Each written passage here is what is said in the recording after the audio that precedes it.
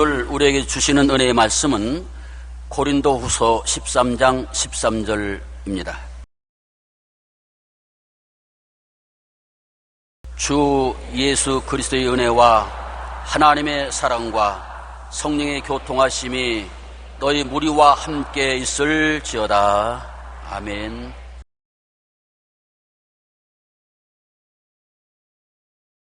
오늘은 은혜의 하나님에 대해서 말씀을 드리고자 합니다. 옛 헬라 사람들은 값없이 대가 없이 공짜로 주시는 것을 은혜로 주신다고 말합니다. 세상 사람들은 말하기를 이 세상에 공짜는 없다고 그렇게 말을 하는데, 우리 하나님에 관한 한 하나님은 우리에게 은혜를 공짜로 주시는 것입니다. 은혜란 헬라의 카리스라는 말인데, 아주 보기에 아름다울 때 헬라 사람들은 카리스라고 말합니다. 황혼에 서쪽 하늘이 붉게 물들고 새들이 날아가고 평화롭고 고요할 때 이를 보고 카리스, 야 은혜롭다, 그렇게 말을 합니다. 또한 노래를 잘 부를 때 들으면 기분이 좋지 않습니까? 그 노래를 듣고 난 다음 마음에 아주 기쁘고 평화스러우면 카리스, 은혜롭다, 그렇게 말을 하는 것입니다. 그리고 또 어떠한 사람이 훌륭한 일을 해서 사회적으로 칭찬받을 만한 득성스러운 행동을 했을 때, 야 은혜로운 행동을 했다, 은혜란 말을 다양하게 사용하고 있습니다. 보기에도 아름다운 예술품이나 경치를 보았을 때 카리스, 은혜롭다고 말합니다. 아름다운 음악을 들었을 때 또한 득성스럽고 훌륭한 행위를 볼 때도 카리스, 은혜라고 말하는 것입니다. 그러므로 은혜란 여러분 공짜로 우리에게 주시는 하나님의 축복일 뿐 아니라 그 은혜가 우리의 생애 속에 큰 역사를 베풀어 주는 것입니다. 변화를 갖다 주는 것입니다. 보기에도 아름답고 듣기에도 좋고 함께 살기에 득성스러운 훌륭한 인격으로 변화시켜 주시는 것을 은혜라고 말하는 것입니다. 첫째로 하나님은 은혜의 하나님이라는 것을 우리가 알아야 되는 것입니다. 아버지 하나님의 은혜는 말로 다 할 수 없습니다. 왜냐하면 천지와 만물을 하나님 아버지가 지으셔서 하나도 남김없이 우리에게 선물로 주셨기 때문인 것입니다. 하나님이 태양을 만드셔서 우리에게 돈 받고 태양의 빛을 비치게 합니까? 공짜로 햇빛을 비치게 하는 것입니다. 하나님이 공기를 만들어서 우리에게 돈 받고 숨쉬라고 합니까? 공짜로 숨쉬게 하는 것입니다. 물을 주님께서 만들어서 우리에게 공짜로 주었는데 사람들이 오염되게 했지 하나님 오염되게 안 했었습니다. 물도 공짜로 주셨습니다. 오곡백과 다 주님이 공짜로 만들어서 주신 것입니다. 하나님께서 천지와 만물을 선물로 주신 것으로 하나님은 은혜의 하나님인 것입니다. 선물을 주는 분은 은혜의 하나님인 것입니다. 우리의 생명도 그저 주신 것이지 대가를 받고 우리 생명을 주신 것이 아닙니다. 우리가 어머니 뱃속에서 10달을 자라서 세상에 태어날 때 공짜로 태어났지 우리가 돈 주고 어머니 뱃속에서 태어난 것은 아니지 않습니까? 사도행전 17장 24절로 25절에 우주와 그 가운데 있는 만물을 지으신 하나님께서는 천지의 주제시니 이는 만민에게 생명과 호흡과 만물을 친히 주시는 이심이라고 말씀한 것입니다. 여러분이 오늘 이 시간 생명이 있고 숨쉬고 사는 것이 전부 하나님의 은혜인 것입니다. 제가 옛날에 폐병 걸려서 죽게 되었을 때 숨쉬는 것이 얼마나 큰 축복의 은혜인 것을 깨달았습니다. 폐가 많이 상하니까 숨을 잘 쉴 수가 없어요. 들어누워 있으면 숨이 막혀서 죽을 것 같아요. 그래서 벽에 기대어서 억지로 숨을 쉬는데 조금이라도 잠이 들고 억지로 숨을 못 쉬게 되면 기겁을 하고 놀랍니다. 숨이 탁 트게 닿아서 죽을 것 같습니다. 그때 숨을 시원하게 쉰다는 것이 얼마나 큰 축복의 은혜인 것을 깨달은 것입니다. 사람이 배가 고파 보면 밥이 얼마나 복스러운 것을 알게 되고 목이 말라 보면 물이 얼마나 귀중하고 은혜로운 것을 알게 된 것처럼 숨을 못 쉬게 되니까 한 모금 숨을 편안하게 쉬는 것이 얼마나 큰 축복이고 은혜인 것을 알게 된 것입니다. 여러분, 이와 같이 우리의 숨 쉬는 것도 하나님께서 은혜로 우리에게 주신 것이므로 모든 것을 하나님께 감사하면서 우리가 숨도 쉬고 먹기도 하고 마시기도 하고 자기도 하고 깨기도 해야 될 것인 것입니다. 우리 하나님은 그 무엇보다도 구주 예수님을 선물로 주신 것입니다. 우리 조상이 하나님을 반역하여 죄를 짓고 그 죄를 상속으로 받은 우리들은 태어날 때부터 속에 죄의 부패가 들어있어서 죄를 짓고 불의하고 추악하고 버림을 받아야 마땅한 삶을 살아가고 있는 것입니다. 사람들은 죄의 부패를 떠날 수가 없어요. 속에 심겨져 있는 것입니다. 콩 심은 데 콩 나고 팥 심은 데 팥 나는 것처럼 아담과 하와를 심은 것은 죄의 부패로서 우리가 열매를 맺게 되어 있는 것입니다. 이 죄의 부패를 없앨 수 있는 분은 하나님의 아들 예수님밖에 안 계신 것입니다. 예수님은 친히 이 땅에 오셔서 몸짓고 피를 흘려 우리의 죄성을 도말하시고 우리에게 거듭나게 해서 새로운 심령을 심어준 하나님의 아들인 것입니다.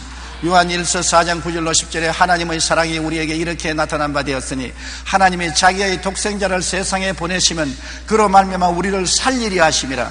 사랑은 여기 있으니 우리가 하나님을 사랑한 것이 아니요 하나님이 우리를 사랑하사 우리 죄를 속하기 위하여 화목제물로 그 아들을 보내셨습니다.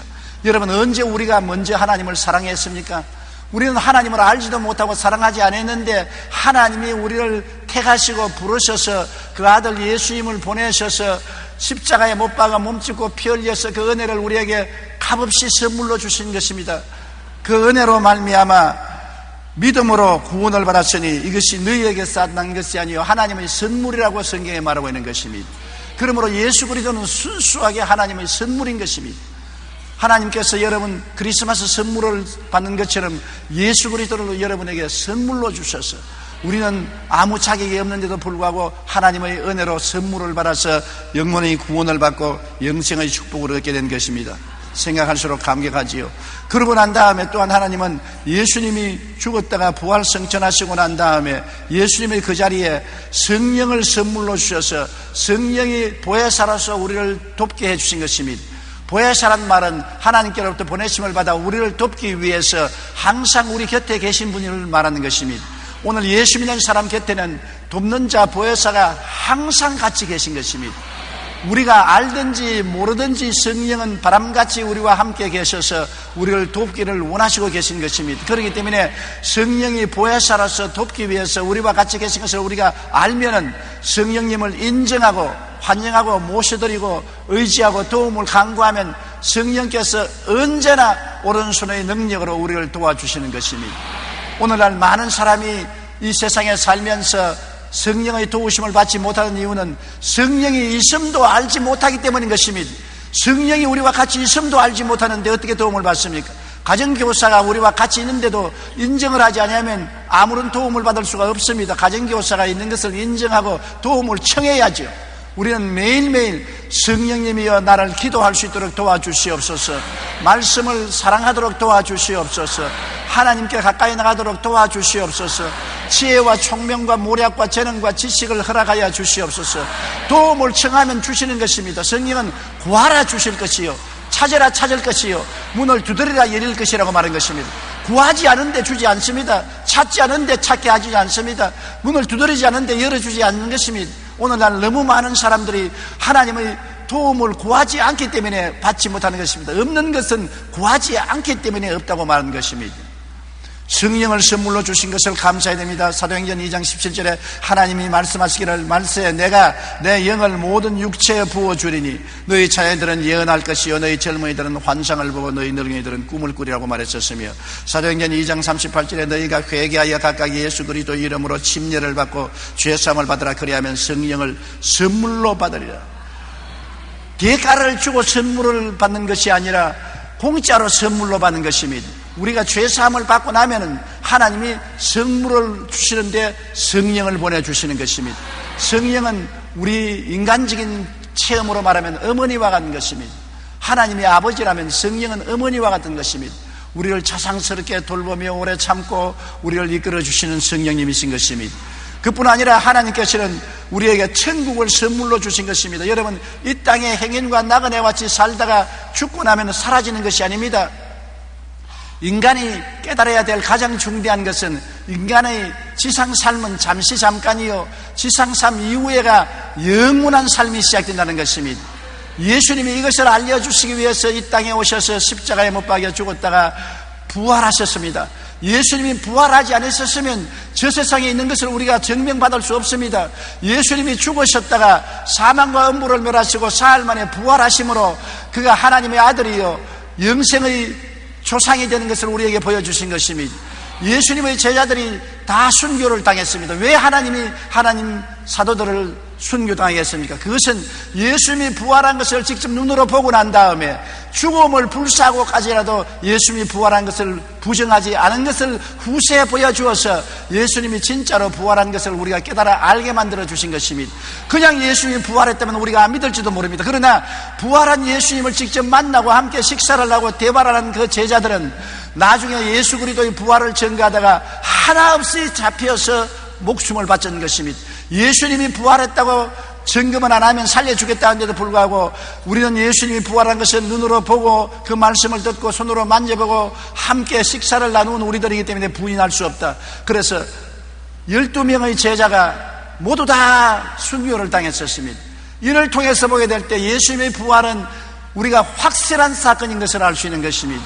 이 부활 사건을 통해서 우리에게는 천국이 있는 것을 의심하지 않고 믿을 수가 있는 것입니다. 그리스도를 통해야 천국에 갈 수 있고 예수를 저버리면 천국에 가지 못하고 영원한 지옥에 떨어지는 것입니다. 눈물과 고통과 탄식과 고통이 끊이지 않는 그 지옥에 떨어진다는 것이 얼마나 무섭습니까? 예수님은 요한복음 14장 1절로 3절에 말씀하기를 너희는 마음에 근심하지 말라. 하나님을 믿으니 또 나를 믿어라. 내 아버지 집에 거할 곳이 많도다. 그렇지 않으면 너희에게 일렀으리라. 내가 너희를 위하여 거처를 예비하러 가노니 가서 너희를 위하여 거처를 예비하면 내가 다시 와서 너희를 내게로 영접하여 나 있는 곳에 너희도 있게 하리라고 말씀한 것입니다. 예수님이 지금 계신 천국에 여러분과 저를 데리고 가서 함께 있게 만들어주겠다고 약속하셨으니 우리가 예수 믿으면 걱정할 것이 없지 않습니까? 이 땅에 사는 동안에 아무리 고통과 괴로움이 많다고 하더라도 이 땅의 삶이 영원히 계속되는 것은 아닙니다. 이 땅의 삶은 언제고 끝나고 마는 것입니다. 사람이 살면 70이요 강건하면 80입니다. 그 고생과 수고의 날이 지나고 난 다음에 주님께서 영원한 평안과 기쁨의 처소인 천국으로 우리를 이끌어주겠다고 약속하시고 그것을 대가를 받고 주신 것이 아니라 선물로 주신 것입니다. 하나님이 만물을 선물로 주시고 그 아들을 선물로 주시고 성령을 선물로 주신 것처럼 천국도 선물로 주셨으므로 믿음으로 받아들이기만 하면 되는 것입니다. 오직 믿음만 요구되는 것입니다. 믿음만 가지면 주의 선물을 받아서 우리는 천국에 들어갈 수가 있는 것입니다. 여러분, 예수님의 은혜를 생각할 때 우리 마음에 감동되지 아니할 수가 없는 것입니다. 하나님의 선물로 세상에 오신 예수님이 우리를 얼마나 사랑했기에 주님이 몸을 찢고 피를 흘렸었습니까? 요한복음 3장 16절로 17절에 보면 하나님의 세상을 이처럼 사랑하사 독생자를 주셨으니 이는 그를 믿는 자마다 멸망하지 않고 영생을 얻게 하려 하심이라. 하나님이 그 아들을 세상에 보내신 것은 세상을 심판하려 하심이 아니요 그로 말미암아 세상의 구원을 받게 하려 하심이라. 여러분을 일일이 따라다니면서 책잡아 심판하려고 한 것이 아니라 여러분의 죄를 대신 청산하고 여러분을 용서하고 구원하기 위해서 예수님이 오신 것입니다. 그러므로 예수님은 구원의 하나님이요 사랑의 하나님이요 영원한 은혜의 하나님이 되시는 것입니다. 자신의 생명을 대속물로 주신 것이니 여러분은 얼마나 큰 은혜인 것입니까? 돈을 준 것이 아닙니다. 의복을 준 것이 아닙니다. 주님께서 우리에게 무슨 기술을 가르쳐 준 것이 아닙니다. 당신의 생명을 선물로 준 것입니다. 살을 찌어서 먹여주시고 피를 흘려서 마시게 주신 것입니다. 받아 먹으라 이는 내가 너를 위하여 찢는 살이라고 말씀하시고 받아 마시라 이는 내가 너를 위해서 흘리는 죄사함의 피라고 말씀하신 것입니다. 인자가 온 것은 섬김을 받으려 함이 아니라 도리어 섬기려 하고 자기 목숨을 많은 사람의 대속물로 주려 함이라고 말한 것입니다. 그가 찔리면 우리 허물을 인함이요 그가 상하면 우리 죄악 때문이라. 그가 징계를 받음으로 우리는 평화를 누리고 그가 채찍에 맞음으로 우리는 나음을 입었도다. 예수님의 십자가의 공로로 말미암아 용서와 의와 평강을 선물로 얻었으며 마귀와 세상을 이기고 거룩함과 성령 충만을 선물로 얻었으며 주님 채찍 맞은 공로로 말미암아 치료와 건강을 선물로 얻었으며 주님이 십자가에 매달려 저주받음으로 아브라함의 복을 은사로 받았으며 주님께서 죽었다가 부활하심으로 영생 천국을 선물로 받게 된 것입니다. 예수님 안에서 영혼이 잘되고 범사에 잘되며 강건하고 생명을 얻되 넘치게 얻는 선물을 받게 된 것입니다. 진리를 알지니 진리가 너희를 자유케 하리라고 말씀한 대로 이를 깨달아 알아야 되는 것입니다. 그리고 이것을 마음에 받아들이고 이렇게 하나님이 십자가를 통하여 우리에게 은혜를 주신 것을 꿈꾸고 믿고 입술로 시인하고 나아가면 이 은혜가 여러분 속에 활성화되어 나타나기 시작하는 것입니다. 우리는 예수 그리스도의 십자가의 은혜를 항상 우리 마음속에 간직하고 은혜 속에 살며 은혜의 성령님께 늘 의지하고 살아야 되는 것입니다. 자신을 보혜사로 내주신 성령님은 자신을 어머니로 내주신 여성과 같은 것입니다. 어머니가 어린아이를 얼마나 오랜 인내를 가지고서 똥오줌 받아내시고 돌봐주시고 길러주시지, 성령께서 얼마나 오랜 인내력을 가지고 우리의 잘못을 찾아 참으시고 다시 깨우치시고 회개시게 해주시고 하나님께로 나아갈 수 있도록 기도를 해주시고 도와주시는 역사를 성령이 베풀어 주시는 것입니다. 요한복음 14장 16절 18절에 예수께서 말씀하기를 내가 아버지께 구하겠으니 그가 또 다른 보혜사를 너에게 주사 영원토록 너희와 함께 있게 하시리니 그는 진리의 영이라 내가 너희를 고아와 같이 버려두지 아니하고 너희에게로 오리라. 고아와 같이 버려두지 않고 성령이 우리에게 오신 것은 예수님이 오신 것과 마찬가지인 것입니다. 성령을 통하여 예수님이 오셔서 고아원에 있는 우리처럼 만들지 아니하시고 부모가 있는 어린아이처럼 만들어 주시겠다는 것입니다. 그러므로 우리는 하나님이 죽은 하나님이 아니라 살아계신 하나님이며 이슬련 하나님이 아니라 지금 살아계신 하나님이며 구말리 장천 멀리 계신 하나님이 아니라 우리와 함께 거하시고 우리 속에 계시는 하나님인 것을 인정하고 받아들이고 믿게 되시기를 주님 이름으로 축원합니다.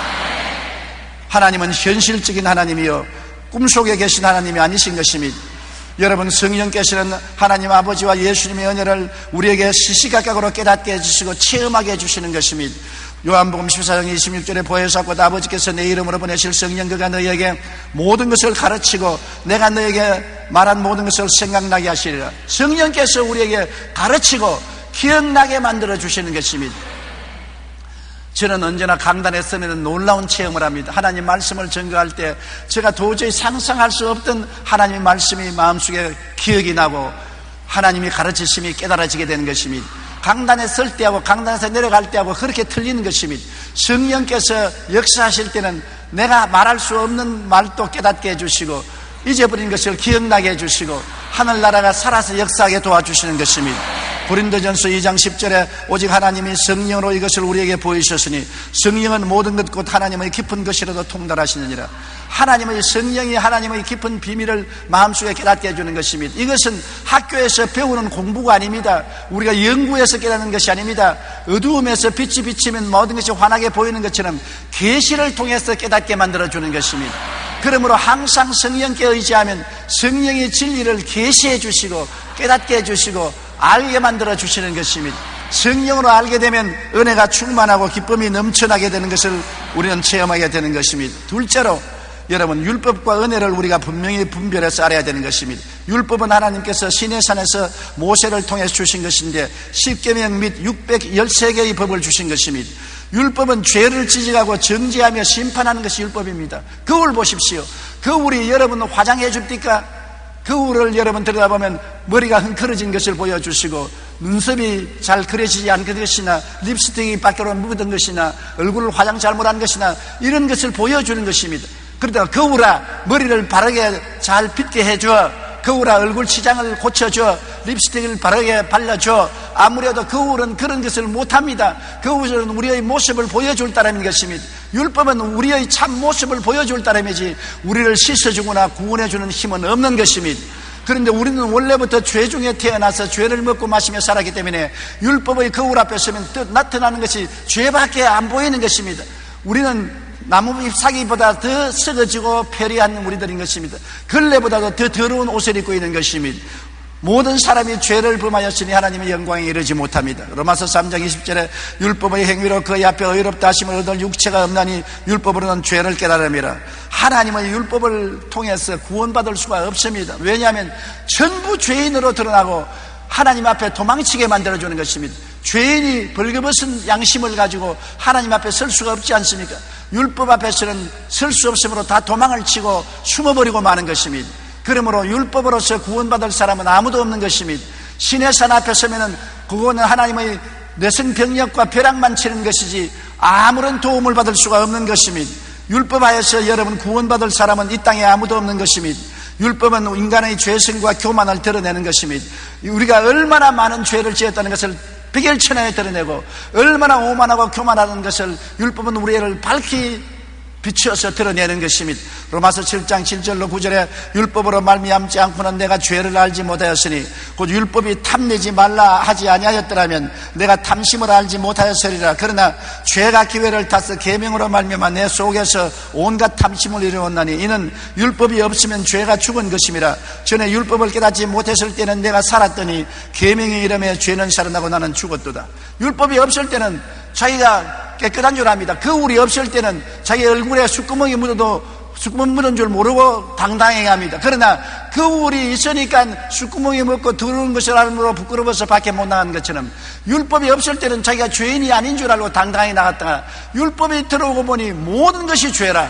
천지의 죄가 꽉 들어차 있으니 그 형태로서는 하나님 앞에 나설 수가 없어 도망을 치고 땅굴을 파고 숨으려고 애를 쓸 수밖에 없게 되는 것입니다. 인간의 죄성과 교만은 율법이 오면 밝게 드러나는 것입니다. 그런데 이 율법을 어떻게 처리하는 것입니까?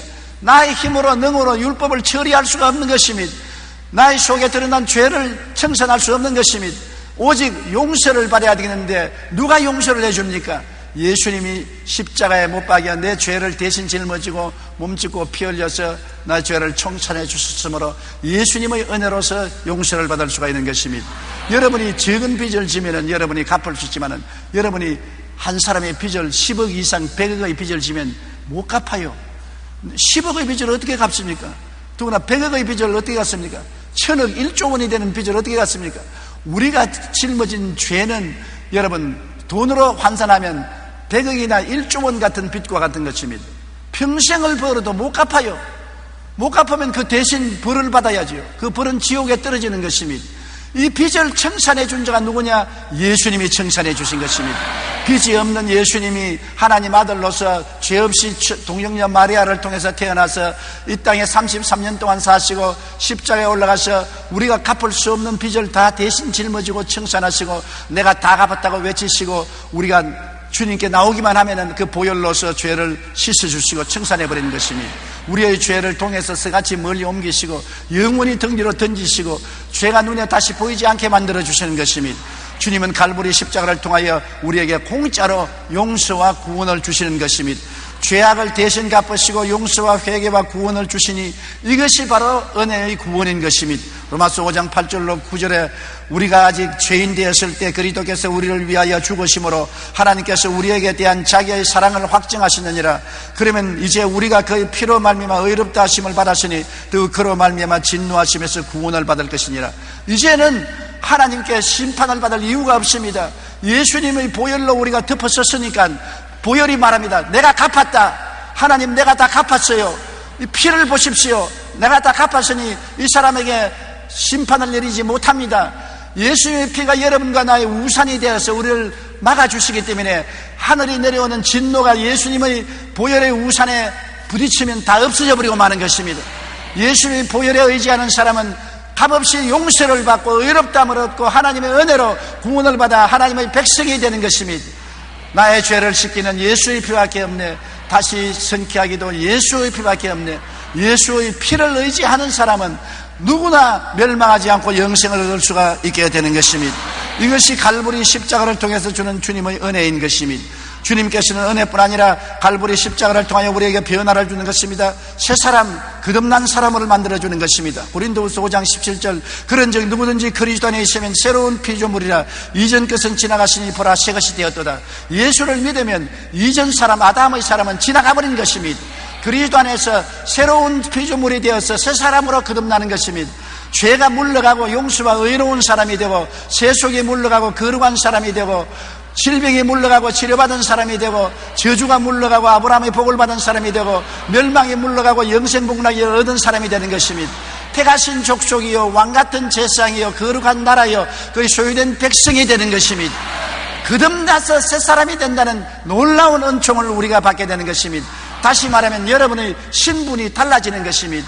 한 여성이 시골에서 오줌똥이 들고 밭에 가서 오줌 뿌리고 온갖 고생과 괴로움을 다하다가 부잣집 아들하고 결혼을 해서 시집을 오게 되면 신분이 달라집니다. 이제 오줌똥이 머리에 걸머지고 밭에 가서 뿌릴 필요가 없는 것입니다. 수고하고 고통당할 필요가 없는 것입니다. 부잣집 며느리가 되어서 이제는 온 영화를 누리고 살 수 있는 신분상 변화를 가져온 것입니다. 여러분, 우리는 예수 믿고 난 다음에 신분상 변화를 가져가는 것입니다. 하나님께서 우리를 흑암의 권세에서 건져내서 그 사랑의 아들 나라로 옮긴 것입니다. 여러분은 사랑의 아들 나라에 살고 있지 마귀의 세상에 살고 있지 않은 것입니다. 온 세상은 악한 자에게 속에 있으나 여러분 예수를 구주로 모심으로 여러분은 하나님의 사랑의 아들 나라 속에 들어와 있는 것입니다. 아들을 통하여 의로운 사람이 되었고, 아들을 통해서 거룩한 사람이 되었고, 아들을 통해서 병나은 사람이 되었고, 아들을 통해서 아브라함의 복을 받은 사람이 되었고, 아들을 통해서 영생 복락을 얻은 사람이 된 것입니다.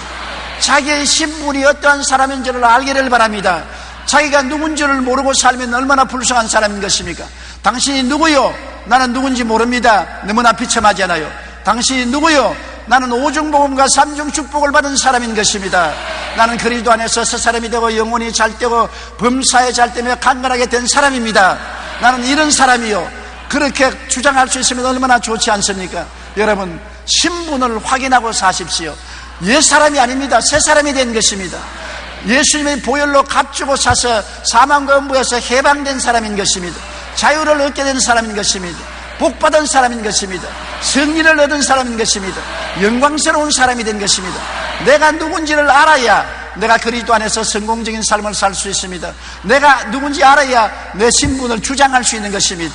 마귀가 시키는 대로 끌려가는 사람은 자기가 누군지 모르기 때문에 끌려가는 것입니다. 내가 자유의 사람인 줄 알면 마귀야 물러가라. 나는 그리스도로 말미암아 자유인이 되었다.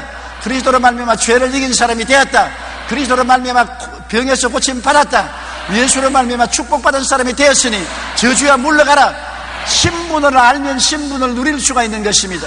내 자신을 알라고 말한 것처럼 여러분 자신을 그리스도 안에서 알아야 이것을 그대로 믿고 꿈꾸고 입술로 주장할 수가 있는 것입니다. 그럴 때 여러분이 그 신분 속에 살 수가 있는 것입니다. 디도서 3장 5절에 우리를 구원하시되 우리의 행한 바 의로운 행위로 말미암지 아니하고 오직 그의 긍휼하심을 따라 중생의 시선과 성령을 새롭게 하심을 하셨다고 말한 것입니다. 우리의 행위로서 신분이 달라진 건 아닙니다. 믿음으로 신분이 달라진 것입니다. 예수님의 은혜로 신분이 달라진 것입니다. 여러분 제발 옛사람으로 생각하고 옛사람으로 꿈꾸고 옛사람으로 믿고 옛사람으로 말하지 마십시오. 옛날 사람은 지나가고 마는 것입니다. 여러분 새 사람이 된 것입니다. 여러분은 성공한 사람이 된 것입니다. 복받은 사람이 된 것입니다. 하늘나라 시민이 된 것입니다. 하나님과 함께 사는 사람이 되어버리고 마는 것입니다. 이러한 영광을 누리는 여러분 되시기를 바랍니다. 셋째로 우리가 은혜를 받으면 어떻게 될까요? 아버지 하나님의 은혜와 예수 그리스도의 은혜와 성령님의 은혜를 우리가 마음속에 받으면 어떠한 체험을 하게 되는 것입니까?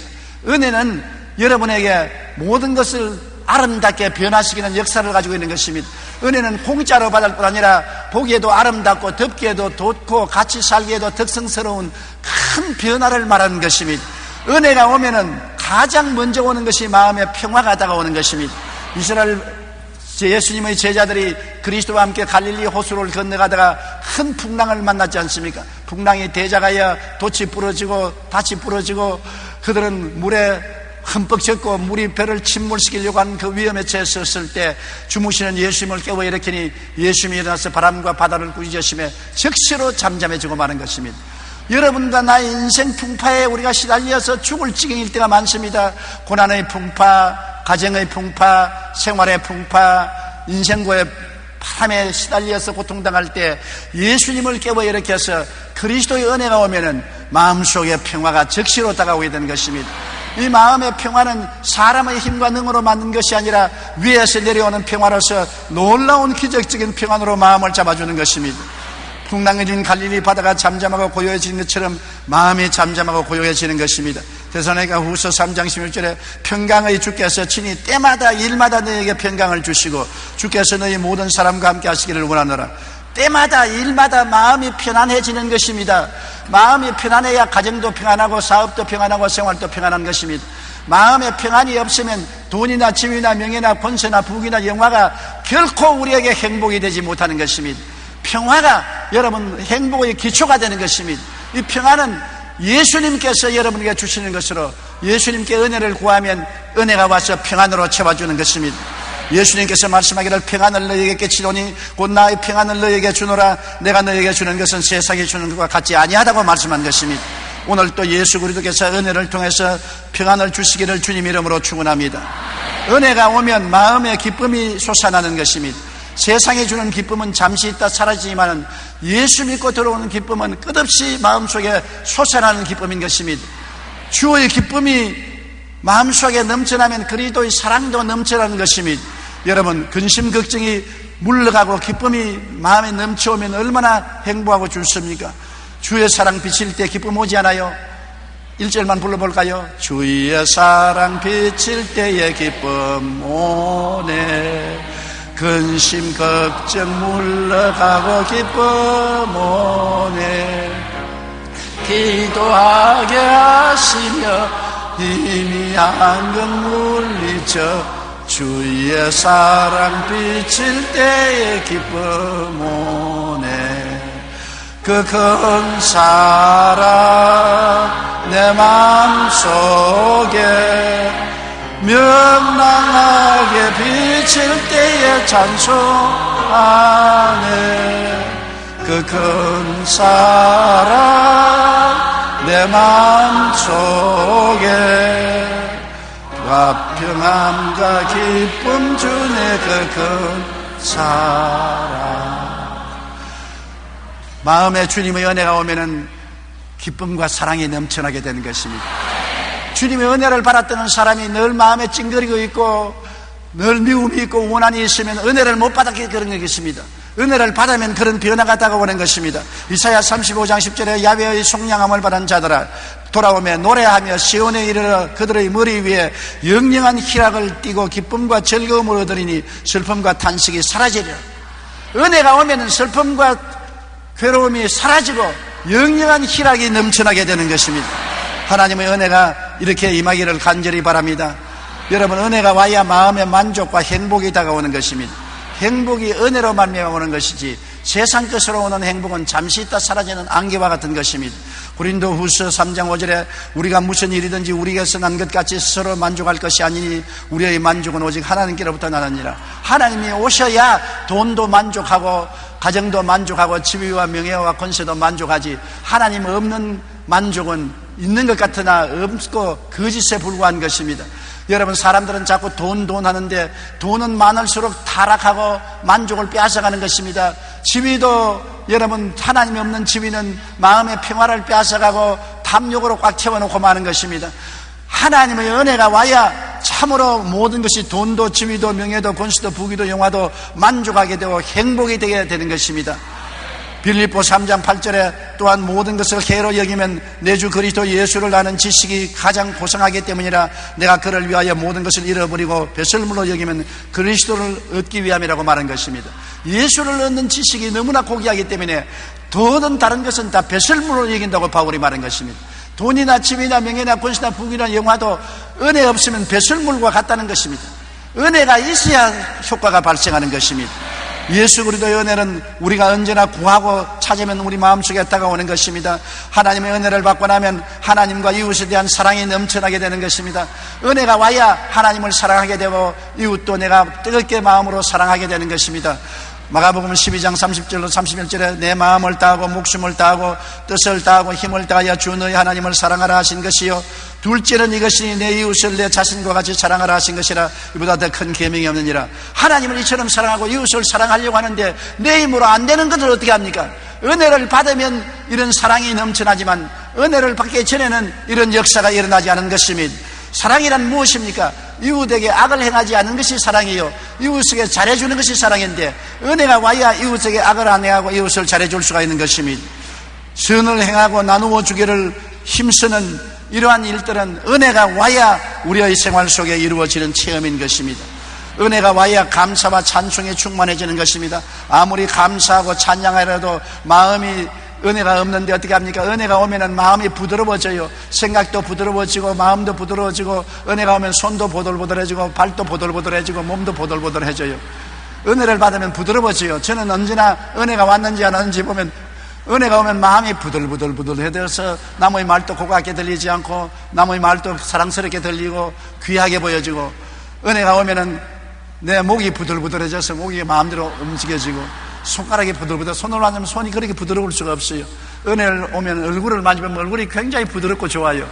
모든 것이 부드러워진다고요. 영도 부드러워지고 마음도 부드러워지고 몸도 부드러워지고 생활도 부드러워지고 그 부드러운 가운데 감사와 찬송이 충만하게 되는 것입니다.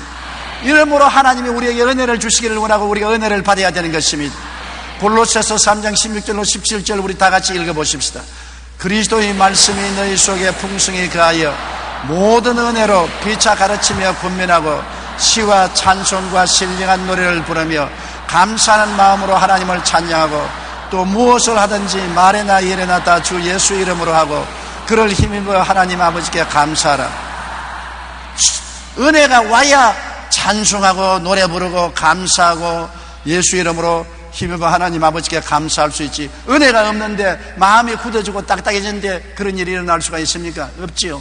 저는 늘 내 마음속에 기억나는 것은 제가 평신도 때 부산 공설운동장에 미국에서 나온 유명한 부흥사가 천막을 치고 부흥회를 했습니다. 그런데 밤에 도둑놈들이 와서 천막을 찢어가요. 그래서 나는 그때 평신도이기 때문에 교회에서 밤 철야를 하면서 그 천막을 지켰습니다. 근데 늦가을이라 얼마나 춥든지 그때는 담요도 없어서 가만히 몸에 이렇게 둘러치고서 엎드리는데 밤에 철야하는 사람이 한 20, 30명 신세가 고약한 사람들만 모여서 철야를 해요. 그때. 그런데 아주 무식한 노동자 한 사람이 간증을 하러 일어나서 간증을 하는데 나는 그때 그 간증을 듣고 너무나 실망하고 저런 사람이 예수 믿는 사람이기 때문에 저 사람 보면 누가 예수를 믿겠냐고 생각하는 것은 왜냐하면 보이소 내 말 좀 들어 보이소 내가 그만 부흥에 와서 은혜를 안 받았는겨 은혜를 받았는겨 막 손이 보들보들합니다 내 손 좀 보이소 막 손이 막 보들보들보들 하고 막 얼굴도 보들보들하고 막 온몸이 다 부들부들하는 게요 여러분 은혜를 받았으니까 이렇게 부들부들해요 그래서 내 속으로 그때는 저런 무식한 놈이 어디 있냐 은혜를 받으면 마음에 기쁨이 오고 평안이 온다고 뭐라도 무슨 손이 부들부들하고 얼굴이 부들부들하고 발이 부들부들하고 저렇게 무식한 소리를 하기 때문에 사람들이 저런 사람 보고 예수를 믿겠냐 그렇게 제가 비난을 했습니다. 그런데 이제 내가 보면 그 사람이 진짜로 솔직하게 주님을 잘 믿는 사람인 것을 아는 것은 제가 은혜를 받고 보니까 손이 보들보들하고 얼굴이 보들보들하고 몸도 보들보들하고 마음도 보들보들하고 부드러워지는 것을 느끼는 것입니다. 그래서 예수 믿는 사람들이 은혜를 받아야 부딪혀도 부들부들하기 때문에 싸움을 안 해요. 뼈다귀 때문에 있어 딱딱하면 부딪히면 딱딱 소리가 나고 괴로우니까 조금만 부딪혀도 고함을 치고 싸움을 하지만은 은혜가 있으면 부들부들해서 부딪혀도 부들부들하고 욕을 얻어먹어도 부들부들하고 불의를 당해도 부들부들하고 부드러운 신자가 되기 위해서는 은혜를 받아야 되는 것입니다. 감사와 찬송은 은혜 없이 우리가 일어나지 않지 않습니까? 습관적이고 율법적이고 의식적인 신앙은 딱딱하고 이기주의적이고 자기중심주의적이고 평안과 기쁨과 행복이 없습니다. 은혜 속에 살기 위해서는 항상 기도하고 말씀 읽고 하나님 중심의 삶으로 성령 충만해야 되는 것입니다. 우리가 성령으로 말미암아 하나님께 은혜를 달라고 늘 구하면 은혜를 주시는 것입니다. 아침에 일어나서 하루를 출발하기 전에 하나님 오늘 또 하나님 은혜를 주셔서 은혜 가운데 부드러운 마음을 가지고 행복과 기쁨과 찬양을 가지고 살게 해 주시옵소서. 또 낮에도 하나님께 은혜를 달라고 또 부르짖고 저녁에 잠들기 전에도 은혜를 달라고 부르짖고 남편 만나기 전에 은혜를 달라고 부르짖습니다. 그래야 남편하고 안 싸우지요. 아내를 만날 때도 은혜를 주시옵소서. 부모를 만날 때 자식을 만날 때도 은혜를 주시옵소서. 이웃을 만날 때도 은혜를 주시옵소서. 은혜는 우리에게 호흡과 같고 마시는 물과 같은 것입니다. 항상 호흡을 해야 살고 물을 마셔야 사는 것처럼 예수 믿는 사람은 은혜를 마시고 먹고 은혜를 체험하고 은혜 가운데 살아야 우리의 신앙생활이 올바르게 되는 것입니다. 그런데 은혜는 구해야 얻지 구하지 않으면 얻을 수가 없는 것입니다. 아버지에게도 구해야 얻고 예수님께 구해야 얻고 성령께 은혜를 달라고 구해야 얻는 것입니다. 구하라 주실 것이요 찾으라 찾을 것이요 문을 두드리라 열릴 것이라고 말한 것입니다. 오늘 또 여러분 기도할 때 은혜를 달라고 하늘께 간구하면 하나님이 은혜를 반드시 주시는 것입니다. 하나님은 은혜를 주시기 위해서 기다리는 것입니다. 왜냐하면 은혜는 공짜로 주시는 것이기 때문에 값으로 주는 것이 아니므로 믿음으로 구하면 주시게 되어 있는 것입니다.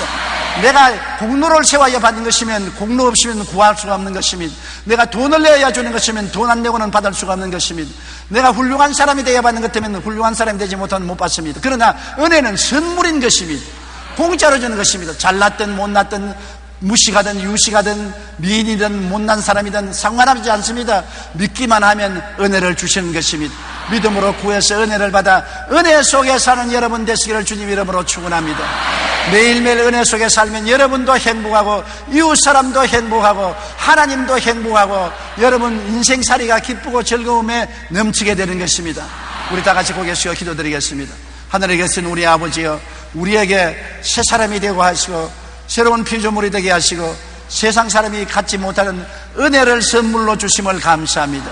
하나님이 은혜로 주신 세계를 깨달아 알고 감사드리고 예수님이 은혜로 주신 구원을 받고 감사하고 성령님이 은혜로 돌봐주심을 알고 감사하고 또 하나님 삼위일체 하나님이 우리의 생활 속에 공기와 같이 물과 같이 부어주시는 은혜를 항상 누리게 해주심을 감사드립니다. 아버지 하나님, 오늘 저로부터 시작해서 우리 성도 전체가 은혜를 넘치게 받도록 하여 주시옵시고 은혜의 즐거움과 부드러움과 행복과 기쁨 속에 찬양하며 살 수 있도록 도와주시옵소서. 값없이 주시는 하나님의 은혜를 우리가 넘치게 받아서 은혜 있는 성도가 되고 은혜 없는 성도가 되지 말게 도와주시옵소서. 은혜의 기적 속에 사는 우리들이 되게 하여 주시옵소서. 예수님 이름 받들어 기도드리옵나이다. 아멘.